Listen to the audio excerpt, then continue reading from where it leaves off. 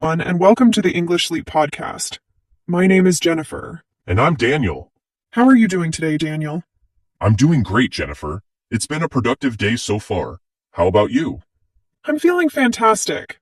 I'm especially excited about today's topic. I think we're going to have an engaging conversation. Absolutely. Today, we're delving into something that touches every one of us, our daily routines. It's the rhythm that keeps our lives moving forward. Exactly. From the moment we wake up to the moment we fall asleep at night, we follow certain habits that define our day. But tell me, Daniel, what exactly does a typical day look like for different people? That's a great question. Daily routines can look very different depending on your lifestyle, but they're made up of the little things we do regularly. Throughout today's episode, we'll be sharing our own routines, from the way we start our mornings to how we wind down in the evening. That's right. And along the way, we'll talk about how having a routine can help you feel more balanced and in control. It's all about finding what works best for you. Exactly. But before we dive into that, I'd like to introduce our vocabulary expert, Crystal. After each section, she'll break down keywords and phrases to help you grasp the language better. Crystal, we're excited to have you with us today. Thanks, Daniel. I'm happy to be here, and I can't wait to help our listeners break down some vocabulary along the way. Wonderful. Let's begin with the morning routine. So as a student, my mornings are pretty structured. I usually wake up around 7 a.m., and I take a moment to stretch and breathe before I get out of bed. It's a gentle way to start the day, and it helps me feel more alert. Then I head to the bathroom to brush my teeth and wash my face. It's a refreshing start. That sounds nice. I wake up a bit earlier, around 6:30 a.m., since my job requires me to start early. The first thing I do is drink a glass of water to hydrate, and then, like you, I brush my teeth and wash my face. It really sets the tone for the day ahead. Exactly. Hydrating first thing in the morning is such a good habit. After that, I have a light breakfast, like oatmeal or toast, just something simple to get my energy up before classes. Breakfast is essential for me too. I usually go for eggs with toast, or sometimes I mix it up with a smoothie. After breakfast, I take a few minutes to check my emails and review my to-do list, so I know what's on the agenda for the day. I do the same. I check my class schedule and make sure I'm ready for the day ahead. It's always nice to feel organized before jumping into things. Absolutely. Having that calm, organized start to the day really makes a difference. Now, to help our listeners dive deeper into the vocabulary we've just used, let's hand it over to Crystal. Crystal, could you walk us through some of the key terms from our morning routines? Absolutely, Jennifer. Let's take a closer look at some key vocabulary from your conversation. Stretch. To extend your body or limbs to loosen up your muscles, which Jennifer does to ease into the day. Hydrate. To give your body water. Daniel starts his day with a glass of water to hydrate himself. Light breakfast. A small, simple meal in the morning, like oatmeal or toast. Jennifer prefers a light breakfast to get her energy up for the day. To-do list. A list of tasks you plan to complete during the day. Daniel reviews his to-do list every morning to stay organized. Those are some useful terms from your morning routine. Now, back to you, Jennifer. Thanks, Crystal. I think understanding these terms in context really helps our listeners absorb them better. Absolutely. And now that we've got the morning covered, it's a great time to move on to the afternoon routine. Shall we, Jennifer? Sounds perfect, Daniel. Afternoons for me are when I'm most focused. I usually have classes or study sessions, and I try to take it one step at a time. If it's a long study session, I make sure to take short breaks to stretch and move around. It helps keep my mind fresh.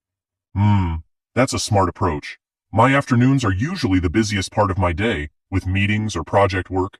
But like you, I make sure to take breaks, even if they're just a few minutes.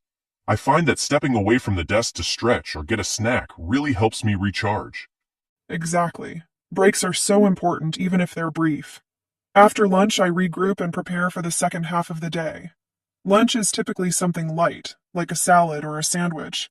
I don't like to eat anything too heavy, as it can make me feel sluggish. I agree. Lunch is usually around noon for me, and I like to step away from work completely. My go-to is something like a quinoa salad with veggies or a turkey sandwich. Keeping it healthy helps me avoid that mid-afternoon energy slump. That sounds like a great option. After lunch, I tackle my bigger assignments, making sure to get them done while I still have energy. It feels good to wrap up those important tasks before the day winds down. Yeah, I do the same. After lunch, I focus on key projects that require my attention and try to knock them out while I'm still feeling productive. All right, Crystal, could you take us through the vocabulary from our afternoon routines? Certainly, Daniel. Let's break down some of the key terms. Focused. Giving your full attention to something, like how Jennifer stays focused during her study sessions. Recharge. To regain energy, which Daniel does by taking short breaks throughout the day. Regroup. Taking a moment to organize your thoughts and prepare for the next part of the day. Sluggish. Feeling slow and lacking energy, which can happen after a heavy lunch, but both Jennifer and Daniel avoid that by eating light. Knock out. An informal phrase meaning to complete tasks or finish work efficiently. Daniel said he likes to knock out his key projects while he's still productive. Energy slump. This refers to a dip in energy, usually in the afternoon after lunch. Daniel mentioned avoiding an energy slump by eating a healthy lunch. Those are the key words for the afternoon. Now, let's shift to the evening routine. Back to you, Jennifer. Thanks, Crystal. That was really helpful. It's amazing how just a few key words can really make things clearer. Exactly. I love how practical these terms are. You can use them every day. All right, let's wind things down by talking about our evening routines. Evenings are when I like to unwind and relax after a busy day of classes. After dinner, I usually take a short walk or do some light stretching to help me de-stress. It's a peaceful way to close out the day. I totally relate to that. After work, I make time to relax too, whether it's listening to music or going for a walk. Dinner is usually around 7 p.m. for me, and it's something simple but satisfying. I like grilled salmon with veggies or a stir-fry with rice. That sounds delicious. My dinner is usually something quick and easy, like pasta with vegetables or a rice bowl. Once dinner is done, I always make sure to brush my teeth and wash my face. It's such a small part of my routine, but it helps me feel refreshed and ready for bed. Oh, definitely. Brushing my teeth and washing my face feels like pressing the reset button after a long day. It's a simple way to shift into relaxation mode. After that, I usually wind down with a book or a cup of herbal tea before bed. That sounds really calming. I also avoid screens before bed, instead spending some time reading or listening to music. I aim to get to bed around 10 p.m. so I'm well rested for the next day. Same here. I stick to a consistent bedtime too, around 10:30 p.m., and it's amazing how much better I feel the next day when I get a full night's sleep. All right, Crystal. One last time, could you walk us through the vocabulary from our evening routine? Absolutely, Jennifer. Let's go over the key phrases from your evening routines.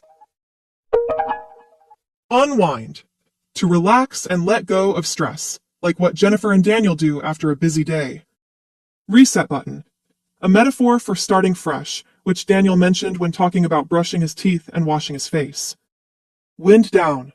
Similar to unwind, it means to gradually slow down and prepare for sleep. Herbal tea. A caffeine-free tea that helps you relax, which Daniel drinks before bed. And that wraps up the vocabulary for today. Back to you, Jennifer and Daniel.